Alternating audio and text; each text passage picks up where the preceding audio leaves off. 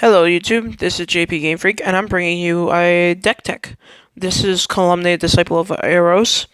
It is my personal favorite commander deck. I love this deck. I put a lot of energy and time into making this the best deck that I can make it. And I'm still improving it. As you know, Kalemne, Disciple of Iroas was from the 2015 Commander set. The Boros Commander, a double strike vigilance. When you cast creature spells with converted mana cost 5 or greater, you get an experience counter. And Kalemne gets a +1/+1 counter for each experience counter you have. She gets big.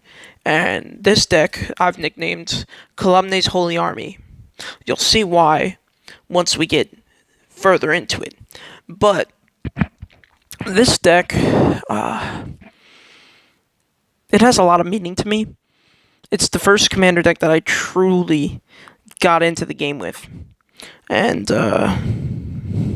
it's the first deck that I actually poured my heart and soul and most of my money from every single paycheck I could get into this deck. This deck will become an all-foil deck at some point. It's going to be very expensive, but it will become all foil. So, let's run in and get into the heart of the deck.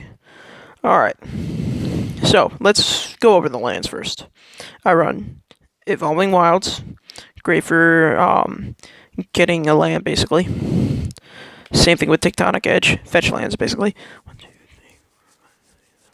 4, 5, 6, 7, 8, 9 mountains.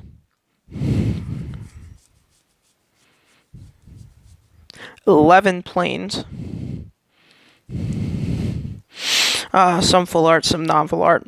Hopefully soon I will have all full art, all foil planes and mountains. It's going to be expensive as fuck. Blistering Landscape. Hanwar Battlements. Obviously this is for the new mechanic called Meld, where you take 2 cards that are meldable, flip them, exile them, and you have the new creature. And this becomes an Eldrazi horror, Hanwar the Writhing Township, when it's melded with its counterpart. And it is a great card. Surf Sanctuary. Key component for Kalemne's Holy Army. Why? When it enters the battlefield, you gain a life. When an angel enters the battlefield under your control, you gain a life and tap to add 1 colorless mana. I wonder why it's called Kalemne's Holy Army. Hint, hint. But you'll see truly why it's called Kalemne's Holy Army later. I run Command Tower, obviously. A Secluded Steep. Forgotten Cave. Vivid Crag. Looming Spire. I also run a Vivid Meadow, Drifting Meadow, Smoldering Crater, Windscarred Crag, Boros Garrison, Ancient Amphitheater, Battlefield Forge, a Boros Guildgate, and a Temple of Triumph. And that's all the lands in the deck. Now let's get into the artifacts and mana rocks. I have a Chromatic Lantern. That's going to be expensive, getting a foil one. I also run a Boros Signet, a Basalt Monolith, a Worn Power Stone, a Dreamstone Hedron, a Darksteel Ingot, Soul Ring because it's Soul Ring, Thought Vessel, no max hand side is always good, Boros Cluestone, and that's all the mana rocks I have. And that's a total of, I think, 8-9 mana rocks. Now the other artifacts that I have. Guefar's Quarry, Each player may play an additional land on his or her turn, and at the beginning of each player's upkeep, if that player has no cards in hand, they draw 3 cards. It's a useful artifact. I like it. Urza's Incubator. As it enters the battlefield, choose a creature type. Creature spells chosen type costs 2 less to cast. I wonder what I say. Maybe angels? And get angels for less money? Or for less mana? And that's why it's called Kalemne's Holy Army. Because it's an angel tribal deck. A Scroll of Abyssin. Tap 1, sack it, draw a card, and if you control an angel, gain 5 life. It's a good card. Then Elixir of Immortality, also a good card. Lightning Greaves, great to put on Kalemne. Whispersilk Cloak, also good for Kalemne. Unblockable and Shroud. Swiftfoot Boots. Blade of Selves. And this last card, I pulled a few days ago from a card shop and video game lounge that I frequent called Gamers Heaven. I love that place to death. I will always go there, and that's where I play Commander at.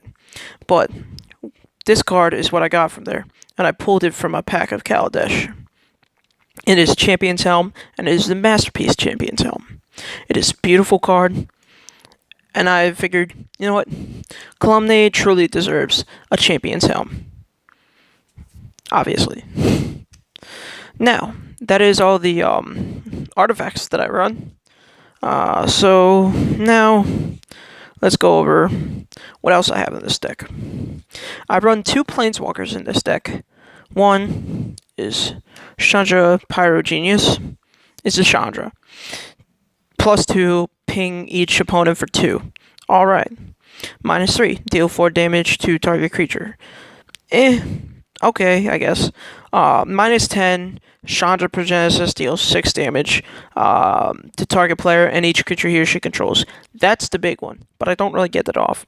So I kind of just +2, +2, and +2 until somebody kills her. Then I run Nahiri the Harbinger. Tap +2, you may discard a card, and if you do, draw a card. I don't really do the discarding. I just +2 her for the hell of it. -2, exile target enchantment, tapped artifact, or tapped creature. That's a good one, especially with one of the angels I have in this deck. And then -8, search your library for an artifact or creature card. Put it on the battlefield, then shuffle your library. It gains haste. Return it to your hand at the beginning of the next end step. It's okay. Now, let's get into the Wrath spells. I run a Rolling Earthquake, foil from the Vault of Annihilation. It's okay. I run Wrath of God, also foil from the Vault of Annihilation. And this next card, it always gets a good reaction and a bad reaction. People hate me when I play it. People love me when I play it too, because it's funny. It's just funny. Armageddon. Destroy all lands. Sets everybody back. Everybody hates me when I play it, but at the same time, it's funny. So, it's funny, you know? I also run End Hostilities. Destroy all creatures and all permanents attached to said creatures. This is a panic button that I only want to play if I absolutely have to. Same with Phyrexian Rebirth. Destroy all creatures, then put an XX colorless horror artifact creature token onto the battlefield, where X is the number of creatures destroyed this way. Panic button I do not want to play unless I absolutely have to. Banishing Light to exile a card. Quarantine Field to exile multiple cards. And that's all for the Wrath and exiling shit. Now, I run Flame Lash. Deal 4 damage to target player or creature. Collective Defiance.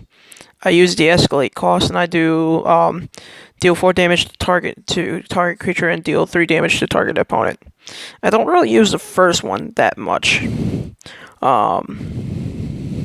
because that one just is a little bit too douchey, I think. I also run Magnetic Chasm. Creatures without flying can't block this turn. Very important for when I get all my angels out. I cast this, nobody can block, swing for game. Or if not game, swing for a shit ton of damage.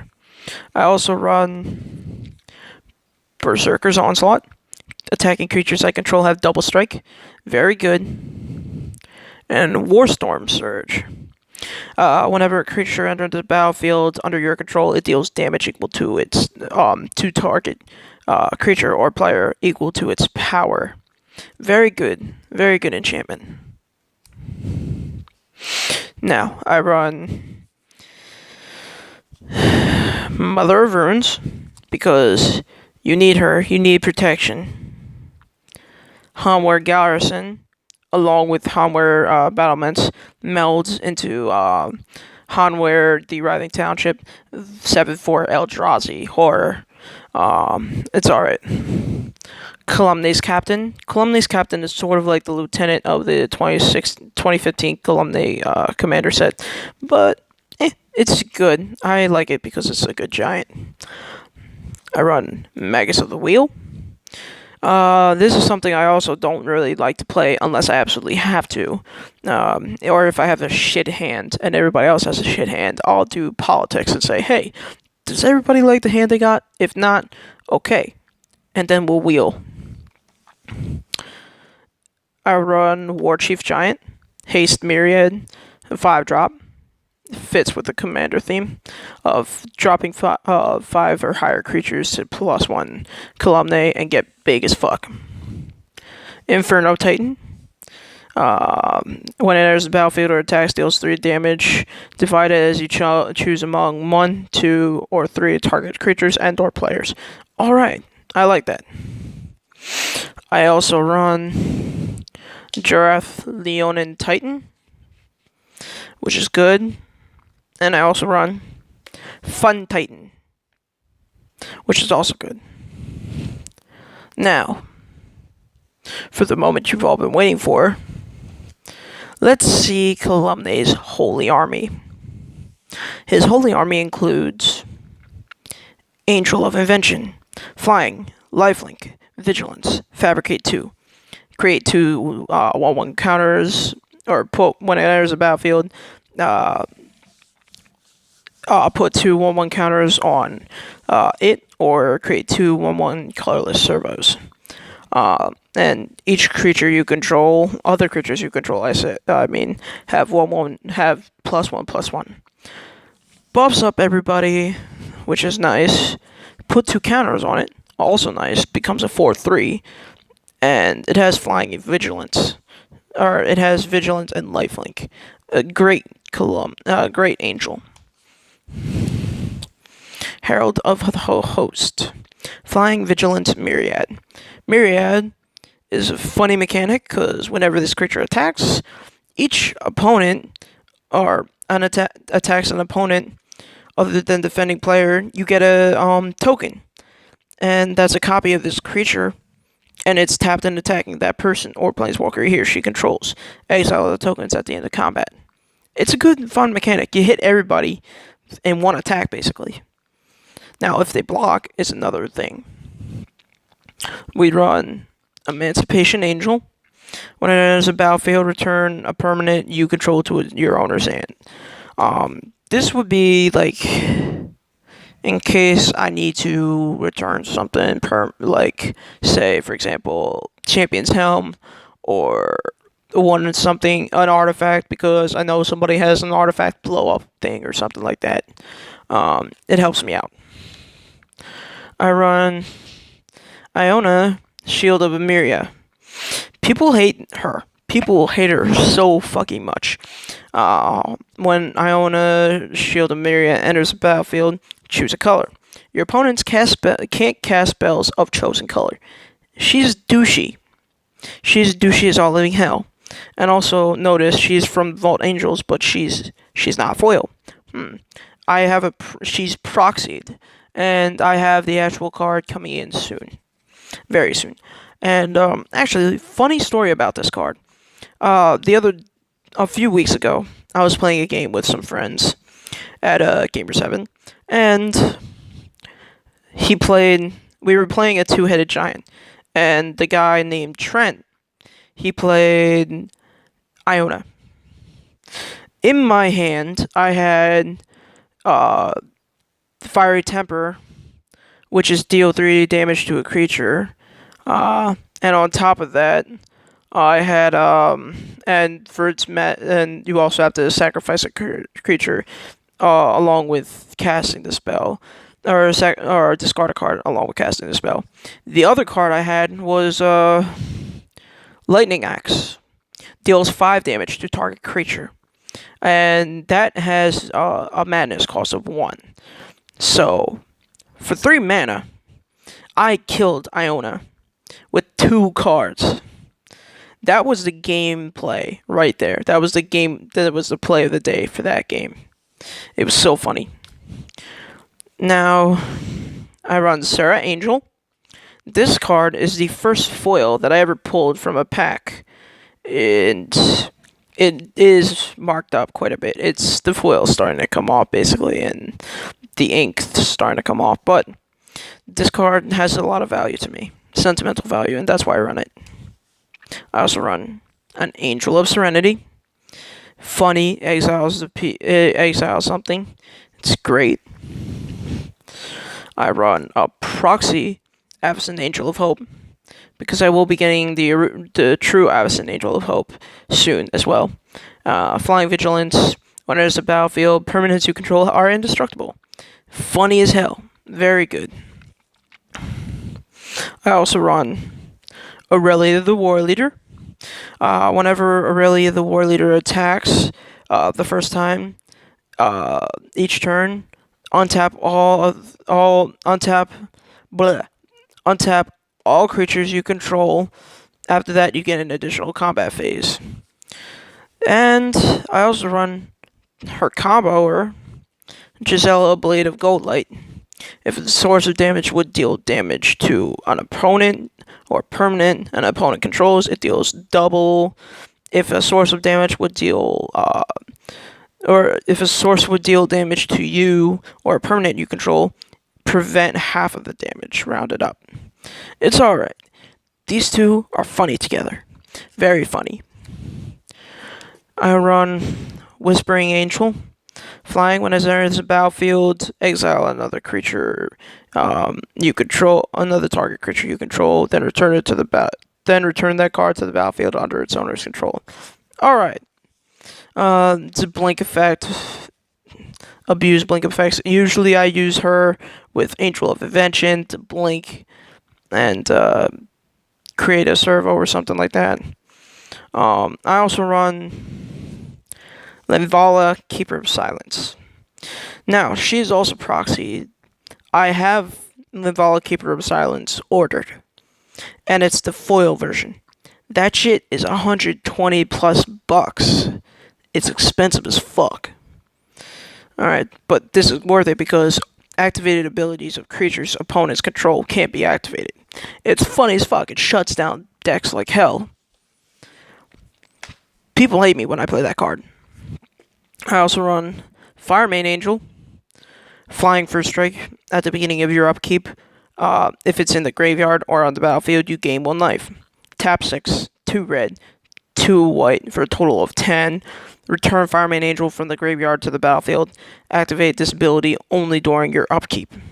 It's okay. She's an okay card. I don't have the other angel, the other Firemane that works with her. I also run Anya, Merciless Angel, the alternate commander for Kalemne, basically. When it enters the battlefield, it gets +3/+3 for each opponent whose life total is less than half his or her starting life total. As long as an opponent's life total is half, then his or her starting life total. Anya is indestructible. So she becomes a 7/7 and is indestructible in the mid to late game once people have really started taking hits, which is good. And she's only a 5-drop. She's very good. I also run Subjugated Angel. Very funny. Another little funny story. I pulled this card in the Eldritch Moon pre-release, along with Nahiri the Harbinger. I played Nahiri the Harbinger first in a match, and then I played Subjugated Angel. Tapped all their shit, and then exiled the most fucking douchey card that the guy had on the field. And then I won the game with it, basically. This card saved my ass, and I put her in this card deck because of it. I also run Angel of Renewal. When it is battlefield, you gain life for each creature you control. Usually I blink her in with the... where is it? With Whispering Angel. I would blink Angel of Renewal back in, gain a life for each creature I controlled. And usually about 5 or 6 creatures, so 5 or 6 life. Perfect. Then I run Reaper of the Flight Moon Silver. I'm gonna probably swap her out for something else eventually. You get a +2, +1 till end of turn if I have Delirium, and that's if I sacrifice another creature, basically. Alright. I also run Guardian of the Gateless. Flying as a 3/3. When Guardian of the Gateless can block any number of creatures, and when it does block, it gets +1/+1 for each until end of turn for each creature it blocks. This girl is a great angel. Block a shit ton of attacking creatures, get +1/+1 counters. Most likely she will survive. And on top of that, all the other creatures are gone. Perfect card for Kalemne's Holy Army.